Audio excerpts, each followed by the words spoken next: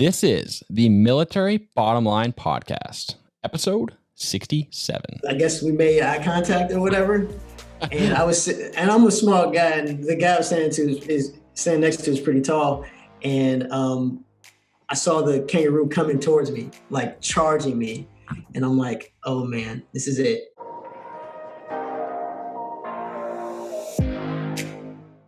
Welcome to the Military Bottom Line Podcast, where we learn from veterans and those currently serving how to make the most out of a military contract.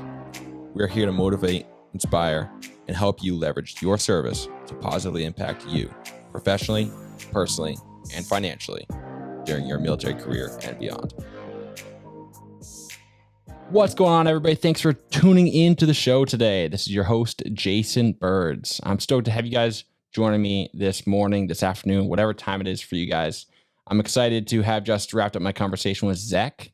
Zech is a 5 Pillars member, a former Army helicopter mechanic and avionics mechanic, and sharing a lot of good insight. I'm currently working with Zech to find an investment property down in the Fayetteville area to hopefully rent on Airbnb. And so I've been encouraged through all my time of talking and meeting with the 5 Pillars and interviewing them. And it's encouraged me to basically, put my money where my mouth is, trust them, as they've proven themselves to be like a great group of people. And so Zach and I are hoping to find a property down there where I can invest in with my wife and get some revenue from that neighborhood in Fayetteville.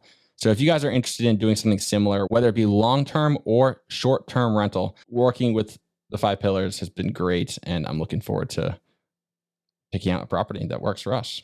This week's bottom line. I think there's a lot of bottom lines that we can discuss from the episode today, but one that we talked a little bit about is preparing for transition. And, my 2 cents is that whether you're joining the military thinking you're going to do 4 years or 20 years, you should always start preparing for that transition day one of your contract. I mostly think of transition preparation as a means of financial preparation. And so, if you're spending that 4 years or 20 years digging holes, holes being debt, buying cars or motorcycles or credit card debt, if you're digging yourself a hole from day one of your military contract, when you transition out, you're still going to be in the same hole, and it's going to be very difficult to get out of. And so if you're preparing yourself from day one of your contract, that means you're refraining from debt, you are saving money and investing money, and you're ensuring that you are, in a good place financially when you get out. And so to me, when I say good place, I mean 0 debt with some money in the bank that you can stay afloat when times get tough during that transition. So that's my, 2 cents in this week's bottom line is to start preparing your finances day one of your contract, regardless of how many terms you think you're going to stay in the military for. But as far as today's guest, Zech Robinson, has been awesome to meet with. Zech joined the Army out of Detroit, Michigan, and ended up sometime in New York, sometime in Hawaii, and then some deployments in between. And so one of the things that we focus on is, one, the transition and kind of how he decided that he was no longer going to do 20 years and how he had a mindset shift that really made him want to get out and experience something different. So talking about that mindset shift is important, but he also talks about his experience using Space A, and he kind of lays it out how to use Space A. And Space A is basically traveling for free on military aircraft. I did it for my 2 months of terminal leave. He did it numerous times while he was on active duty. And man, oh man, we both would highly recommend taking advantage of that experience. So I hope you guys enjoy this episode. Stay around to the end, and I will see you guys after. Enjoy. Good morning, Zech. How you doing, man? I'm good. How are you? Doing great, man. I'm stoked we could connect on short notice. Going full circle with 5 Pillars is now I'm working with you to hopefully find a deal down in North Carolina. So I'm excited to hear your story and learn a little bit more about you. Yeah, thanks for having me. Yeah, man. So I know you're in North Carolina now, but I'd love to kind of hear some backstory about, how you grew up and where and when and why you joined. So I grew up in Detroit, Michigan. Kind of moved around a lot, but that was the focal point. Like, just got raised pretty much in Detroit.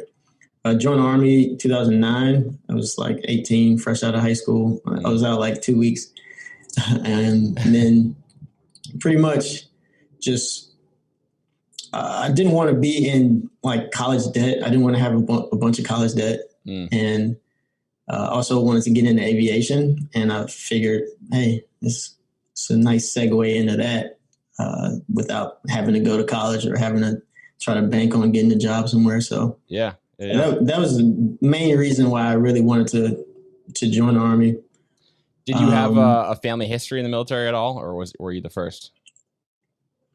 Not really. My grandfather, like my parents are older, so they all got drafted, World War II, Korean War. Yeah. So there was that, but not too much. My cousin, who I'm very close to, he joined maybe 6 months before me.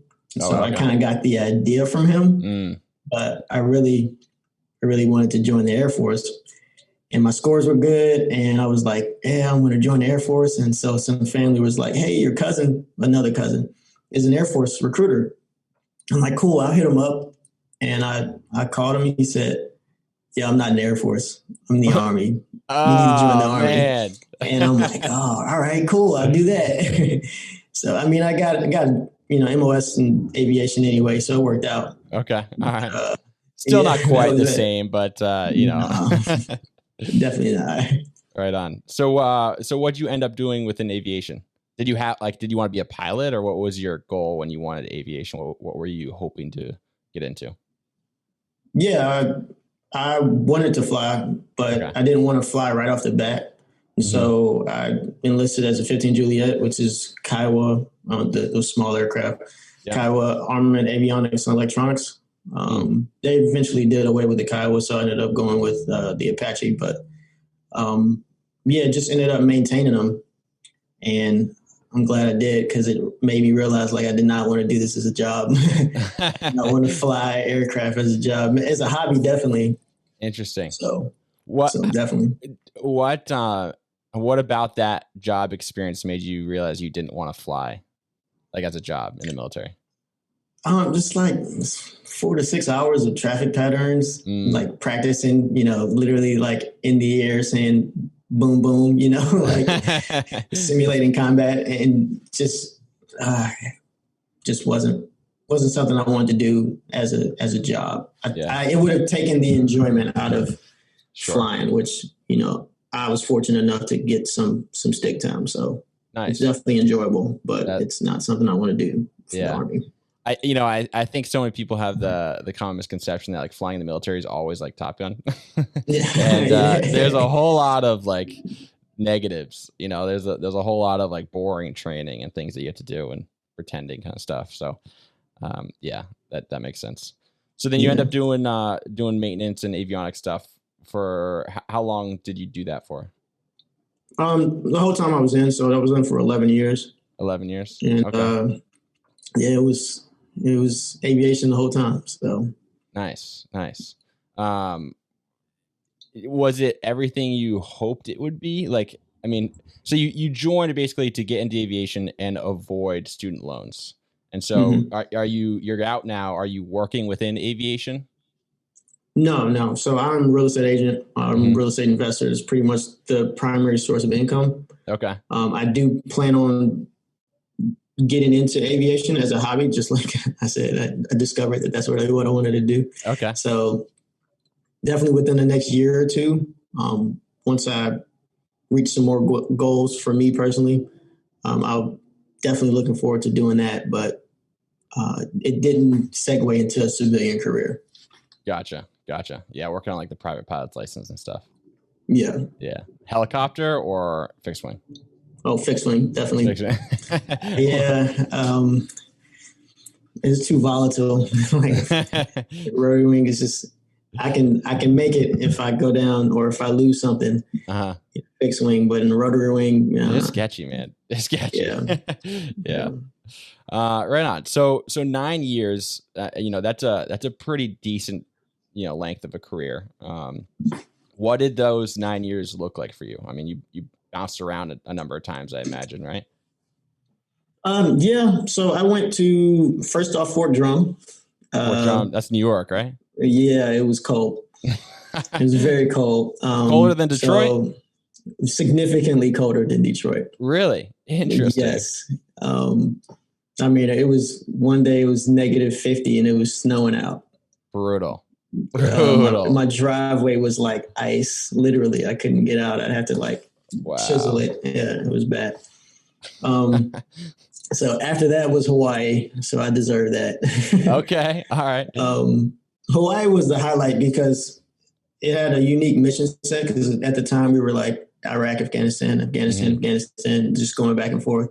Yeah. Hawaii was it was different. We had a Pacific mission set. So we were, I say Pacific, not like specific Pacific. We were in the Pacific. So, did a lot of Korea, a lot of Thailand, a lot of, Philippines, Indonesia, stuff like that.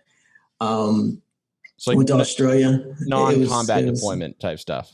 Like more like international training kind of thing. You're working with foreign militaries and things like that.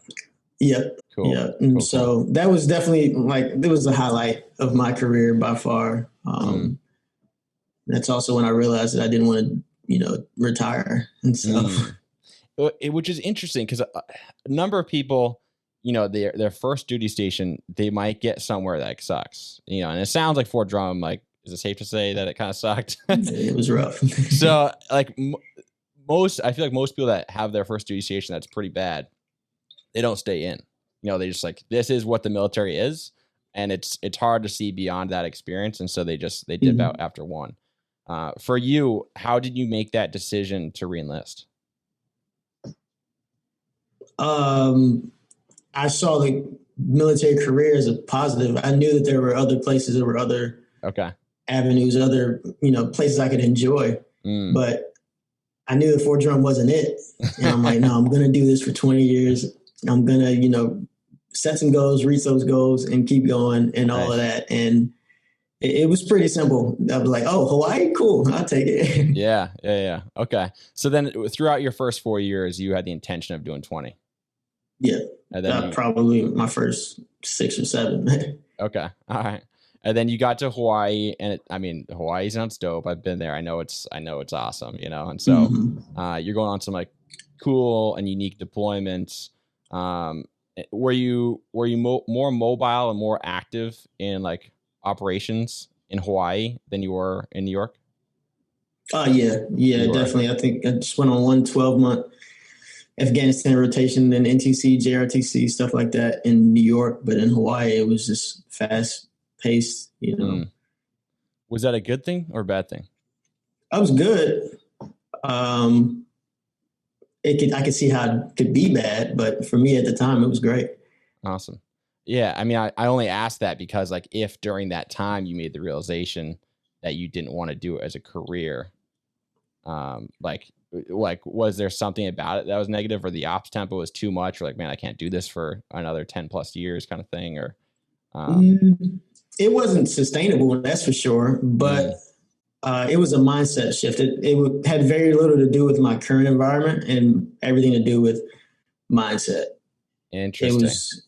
It was just like, I don't want to have a boss. I don't want to, be capped financially. I don't want to be capped, location wise.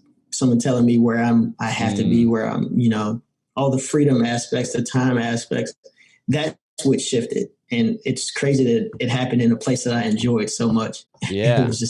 That's just what it was, And actually, it really happened because I did a tour in Korea from Hawaii. And that's when I'm like, this is interesting. See what other options are out there. Yeah. We talk about like how that mindset shift occurred. Like, what was the catalyst for that change? So when I was 18, my dad gave me the book Rich Dad, Poor Dad. And as an 18-year-old who just knows everything because I'm in the Army, I blew him off completely. Me and my dad are super close. I don't blow him off for anything, but I definitely blew that off. I was just, I'm not reading this. You didn't read it? No, I didn't. So I got to Korea and I had a friend who's he's one of those guys who can sell water to a whale. Like he's just very profound in the way he speaks. Yeah. So he ended up saying, "Hey man, you need to read this book." And I was like, "Okay, I'll read it." I wasn't 18. I was probably like 24, 23 at the time. Did you think And back like, oh, this is the same book my dad gave me, and yep. like And I he told him told me to that. read this like 6 years ago, and I didn't Yep. do it. Interesting. Exactly. And he said, "No, you got to read it." And so I read it, and it was just like everything shifted. Just that one book, everything shifted. It was just like, wow, you mean I don't have to work for money? Oh my God, this is crazy. And so that was the shift. And from there, I started to explore, because he explained a lot in the book. He's just like, stocks, mostly real estate. I was just like, hey, I don't know anything about real estate. I can't get into real estate. I don't have money. I don't have credit. I don't have any of that. And it was just like, no, you can make it work. And so the stock market wasn't something that I was interested in. Yeah. And so I just dove headfirst into real estate and figured out ways to acquire and to monetize your position in real estate to make money, Interesting. So this is when you said you're on deployment in Korea. So you're at year like what, 5, 6 in the Army? 6. Yep. That was year 6. Okay. And so you still knew I got like 3 or so more years left. And now you've got this different mindset shift, this different like knowledge and perspective on life. What were you doing like at that point? Once you read that book, you're like, all right, something's got, like, I got to change something. Like what action steps were you taking, and how did you actually put what you learned in that book into practice? So the book isn't very action oriented. I'm not sure if you've ever read it. I have, yeah. But it's just it's a story, and it explains mindset and all of that stuff, but it's not going to give you step-by-step actions on how to obtain wealth. So I needed to search for that. I'm like, where do I find this pot of gold that he's talking about? And it was just more reading. Yeah. So I discovered Bigger Pockets, and Bigger Pockets had a book. It was free on Apple Books at the time, and it was called The Ultimate Beginner's Guide to Real Estate Investing. Yeah.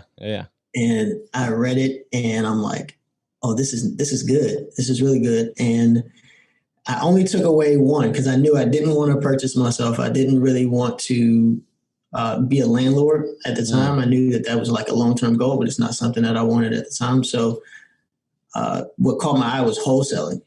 And the idea of wholesaling is you're finding deeply discounted properties, and you're selling your interest in them to other cash investors, and you're making kind of a middleman income from that. And it's very lucrative at scale. So I really took that and ran with it. It was like one chapter out of this 15 chapter book, and that's all I paid attention to. That's it. And I'm like, okay, well, it was year 1 of my 3-year tour in Korea, or in Hawaii. And I knew that year 2 and 3 were going to be pretty hectic. So I wasn't going to be able to get to it, but I can at least educate myself when the time comes. Yeah. So time came, I came up on Germany orders. I'm like, nope, let's delete those. What do you mean delete those? Delete the orders to Germany? Yeah, I didn't. So I re-enlisted for it. Oh, okay. And I was just like, no, this isn't going to work. Like, me going to Germany isn't going to work. Interesting. Most people would be pumped to go to Germany. Oh, yeah, it'd be great. But I knew that if I went to Germany, there's no way I was going to be able to do real estate. And gotcha. I would be stuck in the conundrum of the military, which I didn't want to be in. So you sacrificed like a good duty station for your long-term goals at that point, which like says a lot about, like that mindset shift, and where like you were thinking, much bigger, farther ahead than like, let me go to Germany and travel to Europe and have a great time. Yep. I was just like, well, I mean, I got a passport. I can go to Germany whenever. Yeah. So I was like, hey, I need to go to Fort Bragg, North Carolina. It's a great real estate market. And I landed. I had 3 more years because I didn't have the chance to prepare financially and professionally before I got out. So I re-enlisted, knowing that I wasn't going to stay in. I got to Fort Bragg and hit the ground running. No kidding. Checked out way too early. I still had 3 years before I could you really checked get out out. way too early, you said? Oh, checked out way too early. Dropped the pack, like just done. Yeah. Yeah, So, that's funny. So that's actually also kind of interesting. Are you saying you had 3-year reenlistments? so my first contract was 6. My second 2 or 3. Gotcha. Okay, that makes sense.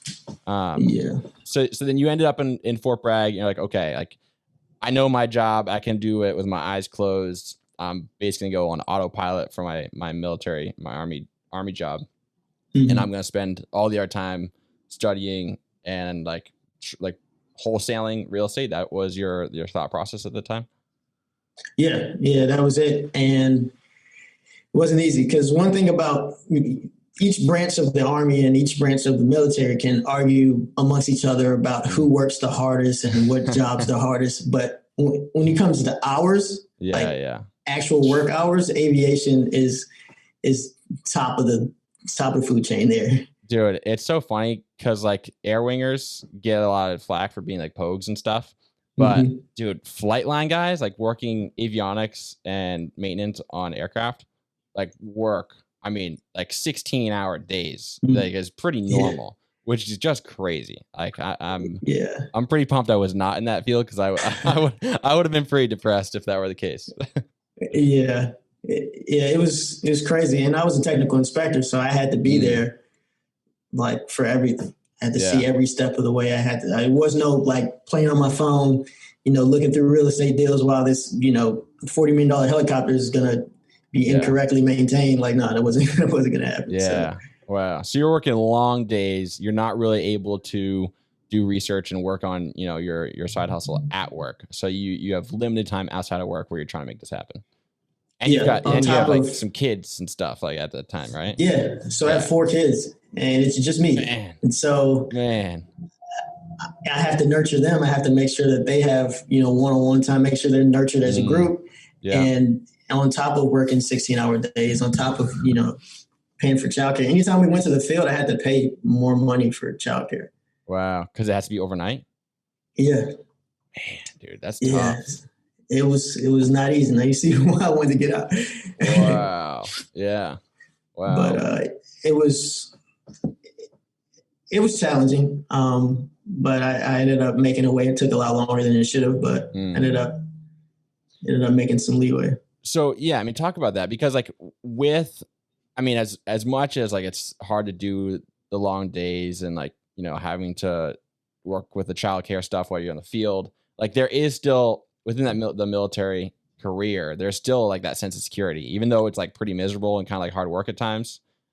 Getting out and like having the 4 kids still and less resources and less, things at your disposal. Like, was that, I mean, where did you get in those 3 years with your real estate stuff to know like, all right, this is like, I can actually get out and everything will be okay? It was significantly harder for me than it was for everybody else when it comes to like finances because it was just me spending, 4 kids of childcare. That's almost my whole salary. Wow. So knowing that, hey, I need to make a way like now, and this way is going to make more money with significantly less time than I'm making in the military. It was almost out of necessity. And I never really thought about it that way. Like real estate came to me and I got into it out of necessity, knowing that I can be in more control and make more money and have more time for them through real estate. That was it. Yeah. So it was a family move. Like you knew like 16-hour days, like in the military and make only enough to basically pay for the necessities that like you had to get out for your family essentially. Yeah. That's wild. So I mean, what was your trajectory within real estate? Like, did you start doing wholesale deals while you were down there at Fort Bragg, or did that wait until you got out officially, or how did that play out? No, so like I said, I checked out way too early. Yeah. And so emotionally and mentally, like that's where my head was at. Obviously, I'm not going to let an aircraft fall out the sky. Yeah. But just I took every inch. Like Mm. you give them an inch, they take a mile. Like I took almost that mile. Yeah. And just made it work. Yeah. So I started marketing actively. I really got, my act together probably a year after I got to Fort Bragg. Started, paying for marketing campaigns with, I don't know where that money came from because I just didn't have it. It just made it work. And this is all on your own, right? Like you're kind of just learning this as you go. Like you're paying for some Facebook ads and stuff, or I mean, like how are you? Like how do you know? How do you know what you're doing, or did you know what you're doing, or are you just kind of taking shots in the dark? It was YouTube. Like I was heavy on YouTube. Yeah. And pretty much everything you need to know is on YouTube. Like I didn't need any other, maybe guidance through the steps, but the actual steps. Yeah. It's all on YouTube for free. Yeah. So I finally took those steps. Started sending, direct mail campaigns to distressed homeowners, houses that just looked like they were beat up. And you drive around to find these houses and then send a letter to the owner? Yep. Nice. Yep. It was really automated. I used an app called Deal Machine, and you just take pictures of the house. They have all the aggregated data, and you hit a button, pay your 60 cents, and send a piece of mail. Really? Do that, 500 times, and you'll probably get something. Huh. So. No kidding. Okay. So you did that for a bit, and how many wholesale deals did you get through that? Through that, I think I only got one, but that was the proof of concept. And then from there, started doing more cold calling campaigns. I had a partner at that time, and so we were kind of going back and forth. He was doing the cold calling. I was making sure that we dispose of the properties properly, and we got momentum and did really well. So. That was right as I was getting out, and I'm like, okay, this is going to work. But before then I said, hey, if, wholesaling real estate just fell off the face of the earth, or there were some legal issues, or if it just didn't work for me, I'm going to get licensed. And so that's a whole nother story because it was December of, I want to say 2019. Yeah. December of 2019. Everybody goes on block leave. I decided to stay because I wanted to get, my real estate license. And so I went through the course, weekend courses, so it doesn't interfere with work. Nice. So I'm already checked out, and plenty of people were like, you have this role, you need to, holding me accountable, which they should. And so I'm like, look, I don't want it to interfere with work. I ended up, everybody comes back, and it's January 2nd. Of 2020, January 3rd. And if you remember anything about that time, that's when, the stuff in Iraq started popping off. And so they were literally about to deploy us to Kuwait. I'm in line, getting my anthrax boosters, ready to go to Kuwait, taking a practice real estate exam on somebody's back. Oh man! I was like, I'm not letting this fall through. Like I spent all this money. I'm getting out. This is happening. Yeah. People. I'm like, look, I have this exam. It's on a Saturday. Just let me go. So, they were like, no, you can't go. I went anyway. Wait, seriously? They said you couldn't go, and you went anyway? Yeah, I went anyway. I'm like, we'll work it out, but I'm going. So yeah. So let me get this picture straight a little bit. So you had at that point in time, how much time left in the Army? 8 months, 9 months. 8 months, and they were like prepping to. You were basically gonna get stop lost and to go to Kuwait for a year. It was only going to be like a 2 month thing, a 1 or 2 month rotation. Gotcha. But I'm like, look, man, there's a whole other group of people that could go, man. Yeah.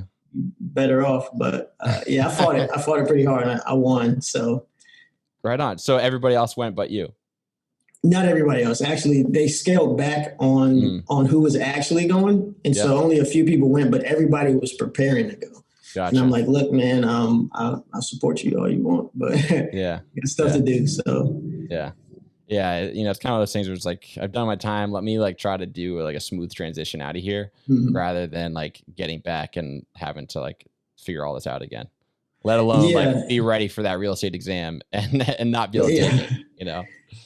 exactly. And also with just kind of the I did my time thing. I had already did SFL TAP, and there's a program called the CSP program, and Oh that's yeah, when yeah. you intern. Yeah, and my because of all of this, my packet got denied. So I could have been out by that March, essentially, not the unit's priority, and Mm. they kicked it back. And Because when you say so, because of all of this, you mean because of the potential for the deployment and what was going on in Iraq at the time?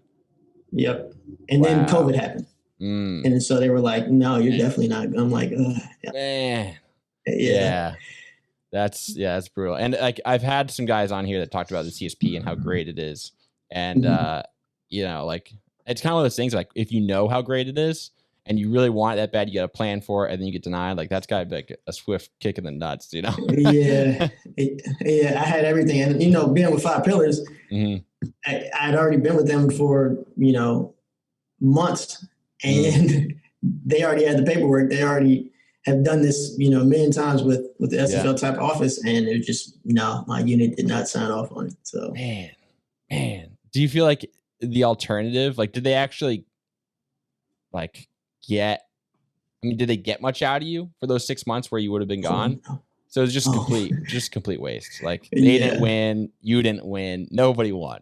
yeah. Nobody won. Yeah, that sucks, man. Sorry to hear Yeah, no, it's all good. We're here. that. So basically, that kind of delayed your transition plans by 6 months because you weren't able to take advantage of that CSP program. Yep, that Mm, was it. mm, man, yeah. All Yeah.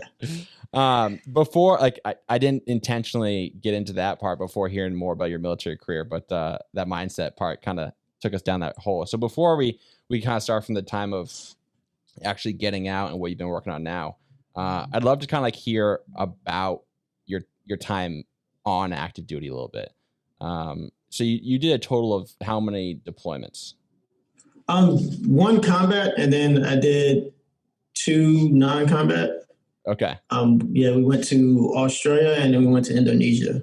gotcha. So that was I fun. mean, both of those sound like I've heard good things about Australia. I've heard good things about like Thailand and Indonesia. Like you have good times down there from what I hear. Yeah, And it's fun. so I mean, what was your favorite deployment, and kind of like what were those experiences like for you? It's Australia and Indonesia kind of go hand in hand. Mm, Um, Indonesia was longer, and it was probably more challenging. Australia was just pretty much a CTC rotation, which is like JRTC, NTC. It's pretty much that in Australia. JROTC. No, JRTC. It's the training center in Louisiana, Fort Polk, Louisiana. Okay, So gotcha. a lot of regular Army guys go, multiple times a year to pretty much train combat scenarios, and it's a full unit thing. So you'll go as a battalion or as a brigade, 500 to 2,000 people, Wow. and you pretty much just you're playing war games. So you usually have like Miles Gear on, which is like laser tag.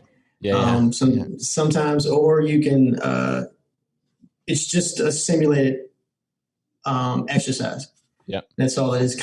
You're constantly getting simulated mortars and gunfire and all of that stuff. So Gotcha. So you were doing that in Australia and in Indonesia. yeah, no, just in Australia. Okay. In Indonesia, the U.S. government, or I guess Boeing, really backed by the U.S. government, just sold the Indonesian army a bunch of Apaches. And so we were sent there to train them how to shoot gunnery and how to pretty much operate them. Interesting. Yeah, it was very interesting. We were on an infantry base. It was a Indonesian Army infantry base, and all of the soldiers were deployed. So it was just their wives and children there. It was like pandemonium every time we walked out. It was Wow. just like we were treated like celebrities. It was great. I got so many selfies with all these kids, just like, oh my god, selfies. It was So a you great were there to experience. train these people, but they weren't even there? The the aviation people were there, Gotcha. but the infantry people weren't. Gotcha. I don't know. Do they speak English down there like well enough where like there's not a language barrier when you're trying to train these guys, or like how does that go? Is it pretty inefficient? I I thought their language was pretty good. Hmm. I didn't have issues with like translation Hmm. too much, especially with the soldiers. Um, but there were some that knew more than others, pretty much. Gotcha. So I guess all the people I needed to talk to were good. Yeah. Your Yeah, life was easy as far as that goes. yeah, Yeah, right yeah, on. And what about Australia? I know beforehand you spoke about a unique instance in Australia. yeah. So I kind of love to hear about your Australia experience and what that looked like. Yeah, so we were in the field. Stereotypically, there's a group of kangaroos, probably about maybe 30 meters from us, you know. Okay. And we had set up camp in the wooded area, and they were in like a clear area, and we were right next to an airstrip Mm. for our Apaches, right? So I went to the edge of the wooded area with a friend, and I saw a group of kangaroos, and I didn't know this at the time, but it was mostly female kangaroos. Mm. And apparently, the females are a lot less aggressive than the males. Kangaroos are like, I've never seen one in person. I mean, they're pretty big, right? They're like 6 feet tall. Yeah, they're big, but the males are big. The females are like, it's like big deer, pretty Okay. much. Okay. Um, so yeah, I guess we made eye contact or whatever, and I'm a small guy, and the guy I was standing next to is pretty tall, and I saw the kangaroo coming towards me, like charging me, and I'm like, oh man, this is it. And he grabs my arm like a child. The And he's kangaroo like, grabbed your arm? no, my friend. Okay. He grabbed my arm like a child, and then he just says, "We're not moving." And I'm like, "Oh, okay." We have to stay still. He's like, "Okay." And it got like maybe 5 feet away from us, and then it took off. It was just like we don't want trouble. We just want to see what you look like. Wow. Did he? I mean, Yeah. he had an experience with a kangaroo like that before, where he knows I not to don't think run. so. I don't think so. Dude, I that's think it was just wild. like maybe an instinct, just dealing with deer and other like Yeah. animals. Maybe I Yeah. don't know. But he's just like, no, don't move. And I'm like, okay. That's so funny. Yeah. I mean, being from like, it's just funny, like the diversity in the military, where you got some dude from like, Alabama or something, you from Yeah. Detroit, like, I'd probably like, if a kangaroo were charging at me too, I'd probably bolt or go somewhere else than there. Yeah. And so it's always nice to have those people that actually know how to respond to like some kind of crazy animal that's coming at you. Yep. The South will rise again, apparently, because Yeah. it's always them. Oh man, that's wild, man. All right, so it didn't like post up ready to kick you or anything like that when it was fun. No, not like that one video where he's Yeah. at the box with him. Oh man, that's wild. That's wild. So yeah, so I mean, you had a good time in Hawaii, Australia, Indonesia, making that happen, and ultimately found yourself back at Fort Bragg. Um, was the transition for you? I mean, you had like a pretty good leeway of like preparing for it despite some hiccups. Was that transition like easy? I mean, mentally, emotionally, physically, like, a lot of people go through a lot during that transition. And it's like, it's known to be a difficult time. So like kind of what was your experience in that transition? And what could you kind of recommend to people to help them based on your experience? So the transition itself was a challenge because COVID, trying to do VA stuff, trying to clear, it was very challenging. I'm surprised that I got it done. I'm surprised that I actually did it. I was actually looking at my clearing papers a couple of days ago because I have it all stocked up in a drive. Yeah. I'm like, how did I do this? There's so much challenge. So Mentally, emotionally, it was very smooth. Mm. There was obviously, I'd be lying to you if I told you I wasn't fearful at all. There was definitely a hint of fear, in the unknown, doing something from 18 to 29. It's all so there's a little bit of fear there. But overall, it was very smooth emotionally and mentally because I Nice. knew what I was doing. I had been, licensed for a year. I've been wholesaling for more than that. So I was pretty comfortable. Cool. As far as everybody else getting out, I think it's important that you have a plan.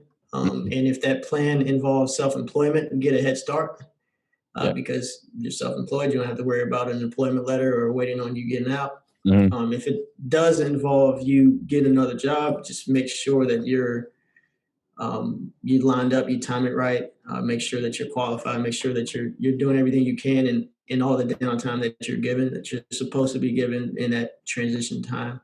So it can be smooth for anybody as long as they are proactive in those steps. Yeah, absolutely.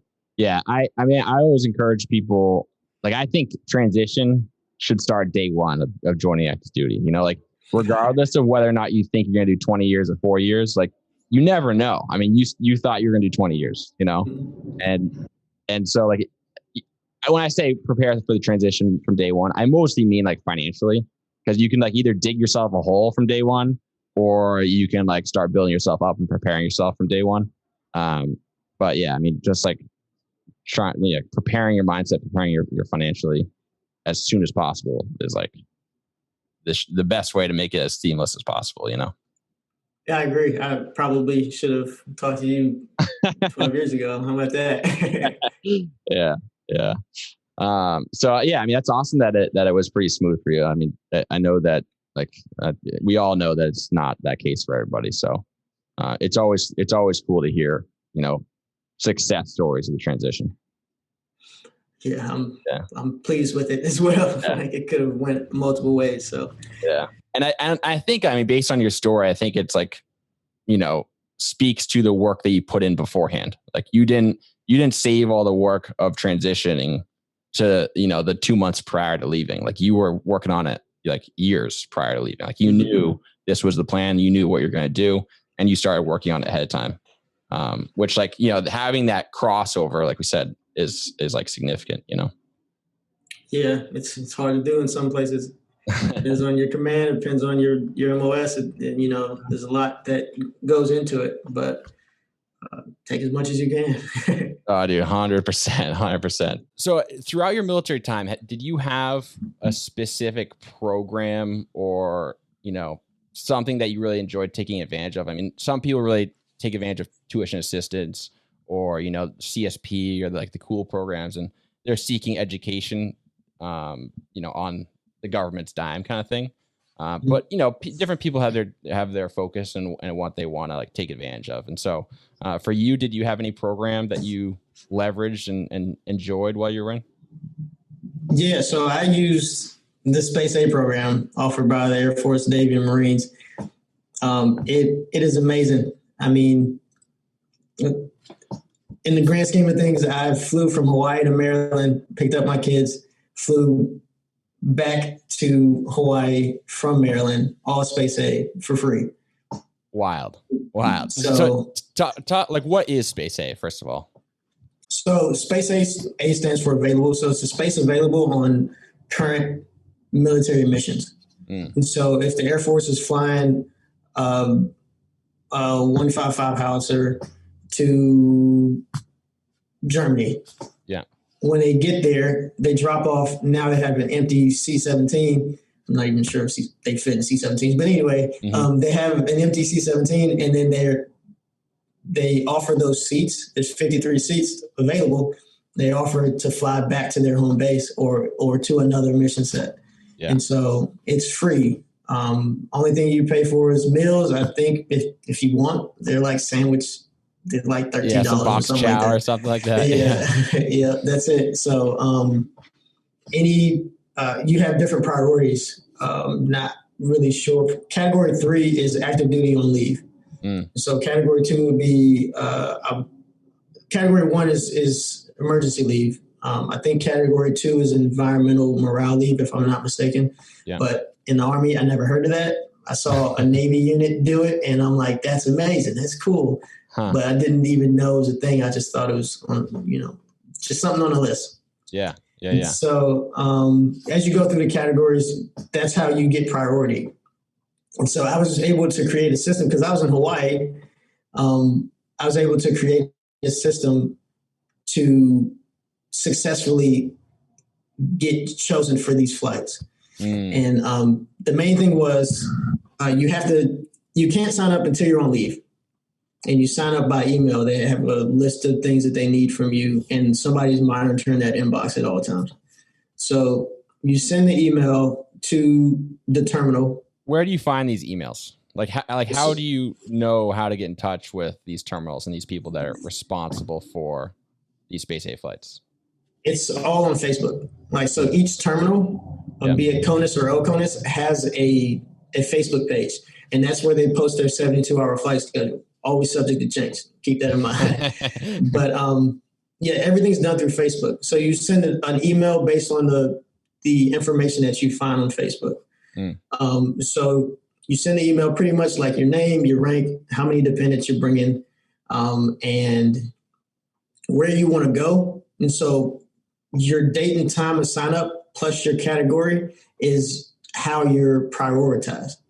And so when you are category 3 and everybody you're competing with is category 3, now you're going against your date and time of sign up. So I signed up at 5 a.m. on the 30th. You signed up at 4 p.m. on the 29th. You're going to get that flight before me. So what I did was but just so I understand correctly, because you have to sign, you can't send that email until you're actually on leave. Is that correct? Correct. So you almost have to start leave and then send the email and then wait a couple days before you actually intend on flying out. So I would start leave, send the email, and wait no less than 3 days. And so I would never do this without taking at least 3 weeks of leave, just because on the back end, it's going to help out. But at the same time, you sign up for both flights. So if I'm trying to go from Hawaii to Maryland and from Maryland back to Hawaii in 3 weeks, I'm going to sign up for both flights as soon as I sign out on leave. Gotcha. Therefore, when I go to leave Maryland, I'm been on the list for 3 weeks. You're high priority at that point. Gotcha. Yeah, I'm guaranteed a flight at that point. So you because they're only posting 72-hour flight schedules, you don't actually know when that flight is going to leave. You're just saying, hey, I'm going to send an email to whatever, Hickam, if you're flying out of Hawaii, probably, and then to Andrews in Maryland or something like that. And you're going to say, basically separately send them emails saying, hey, I want to basically reserve a seat at some point in the next 3 weeks on your aircraft. Is that, and then as the flight schedule comes out, you call them and say, I want to be on this one? Or how do you specify which one you want to be on? So you have to actually show up to their roll call. Okay. And so the good thing is you pay attention to it months in advance. And then they actually post their historicals. The only thing that stays on their Facebook page as far as pictures are their historicals. And so that's showing you what flights departed, where they arrived, how many people were on it. So you know exactly how many people you're going to be competing against. Yeah. And you know exactly how many flights go to your desired location and how often they go. Yeah. And so I know that I can get to Travis Air Force Base from Hickam pretty much 3 times a week, 4 times a week, maybe even more. Yeah. And I know from Travis, I can get to Andrews pretty much once a week, maybe twice a week. And so knowing that they have a really nice hotel on Travis Air Force Base, and it's walkable from the terminal, I'm just going to go there. I know within 2 to 3 days, I'm going to get a flight to Maryland. And if not, then I can get a flight to somewhere in Maryland, somewhere close to Maryland, maybe Joint Base Charleston or Fort Dix.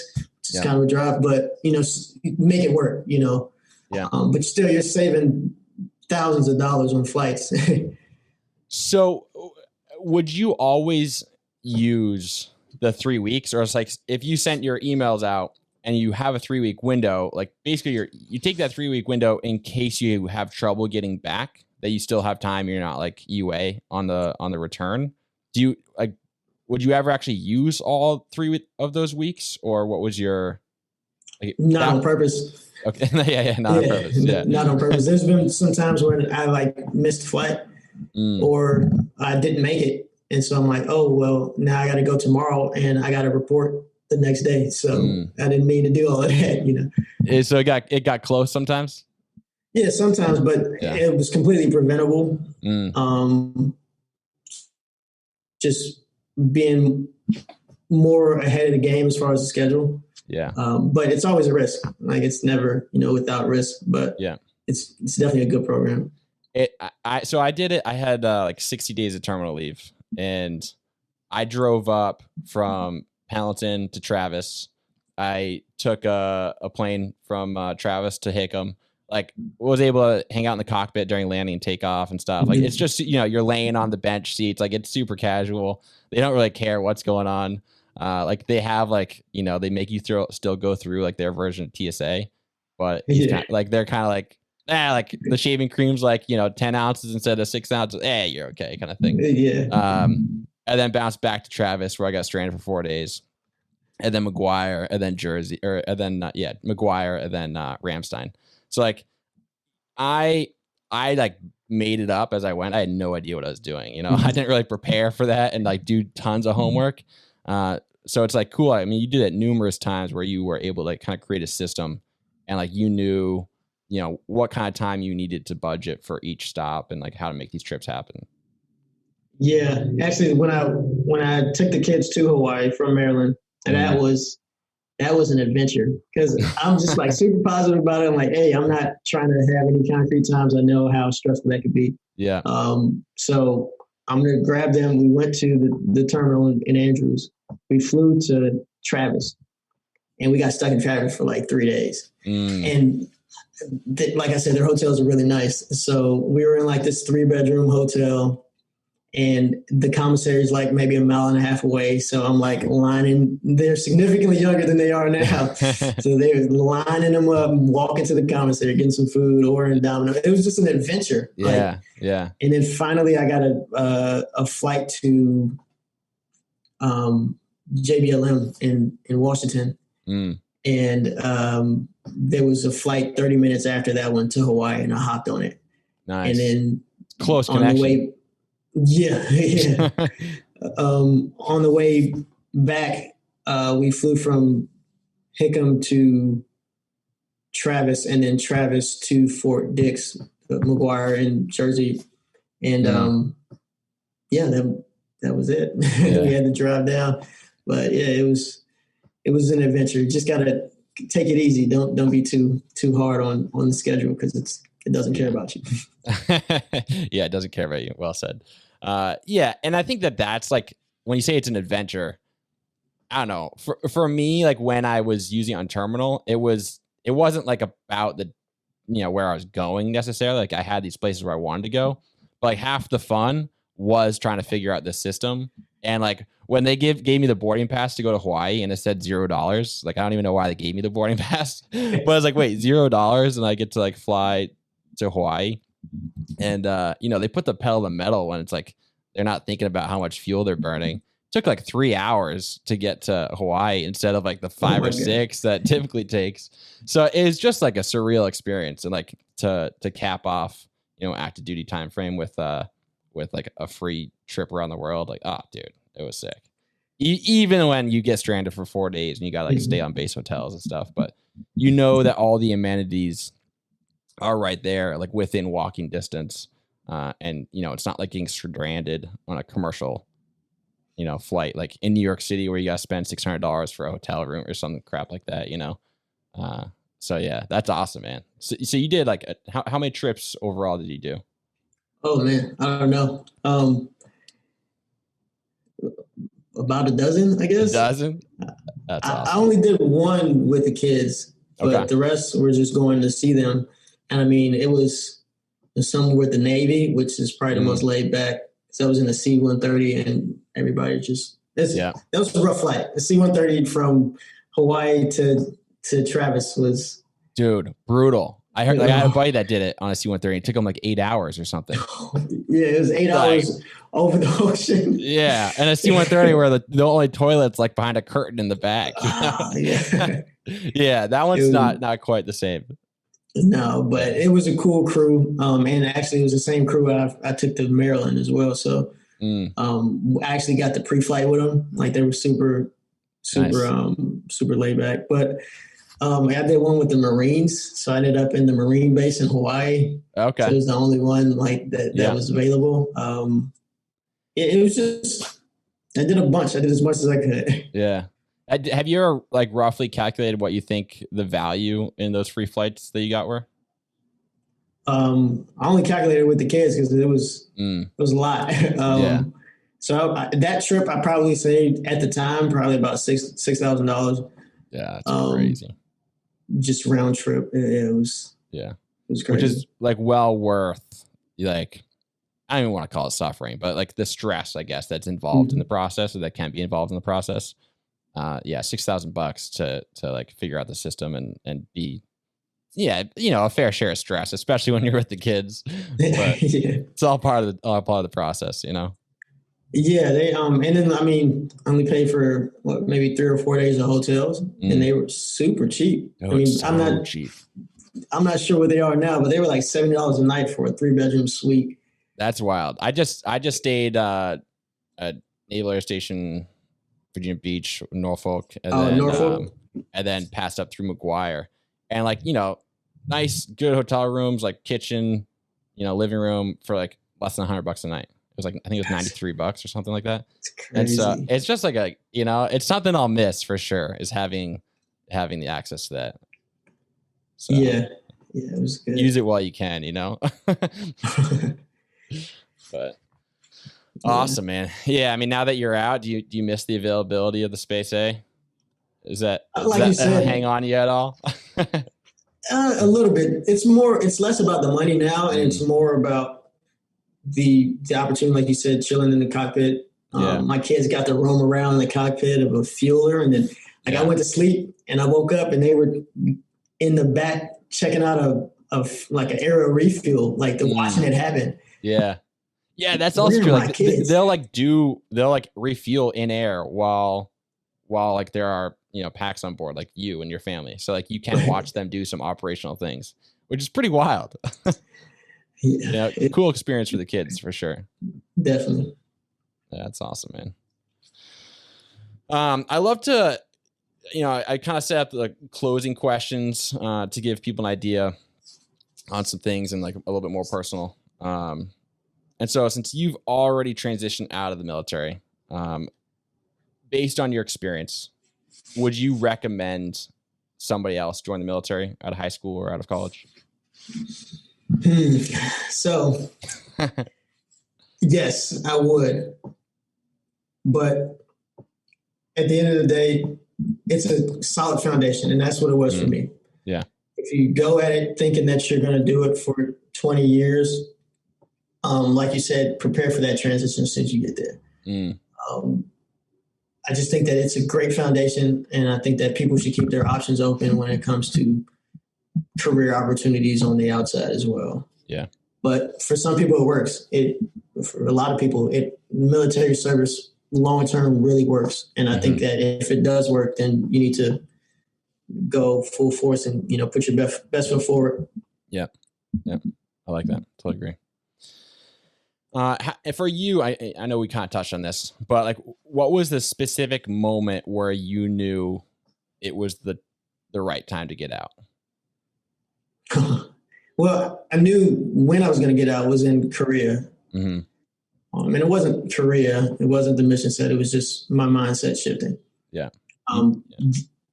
The time when I knew it was time to get out, I had already re-enlisted. So I needed to, serve my time and then prepare myself financially and professionally to get that going, Yeah. What was the hardest part about leaving? I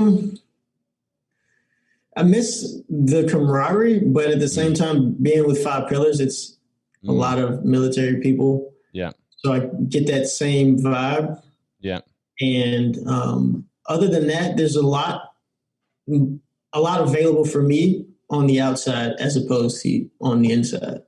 Nice. The military. So. Yeah. What do you think separates those who have a smooth transition versus those who struggle during their transition?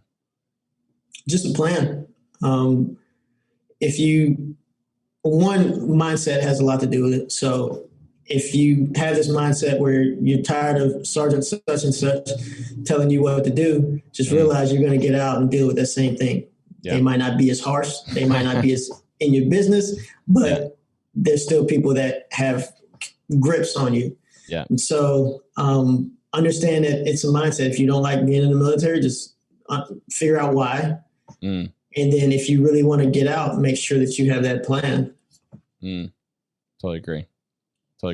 Yeah. I think somehow people think that the military is the only place you're going to have a boss, and like, unless you become your own boss and you're, an entrepreneur, like you're always going to have a boss. You're always going to be under somebody. And that's just like, that's life, man. Unless you become like Jeff Bezos or something like that. Like that's, which is like more power to you if you make it happen. But yeah, I don't think getting out of the military just because you don't like having a boss is safe unless you know exactly how you're going to, prevent that in the future. For you, what has been the most influential book that you've read in your life? Rich Dad Poor Dad, by far. It's not even the best book. Yeah. It's not even the best book. It's just a good one. Yeah, I agree with that. And I think that it all depends on when you read it in your life. Because I read it in high school and it had zero effect on me. Like I just totally missed it, And then I read it again as an adult. And I'm like, oh, okay. Like now I understand why people like this book so much. It's definitely provides that mindset shift. Do you have a favorite military or veteran discount that you leverage? Yeah. So I'm not sure how many locations they have, but they got multiple in North Carolina. It's called Bricks Pizzeria. It's 50% off for all veterans. All you got to do is show some type of service, like proof of service. Yeah.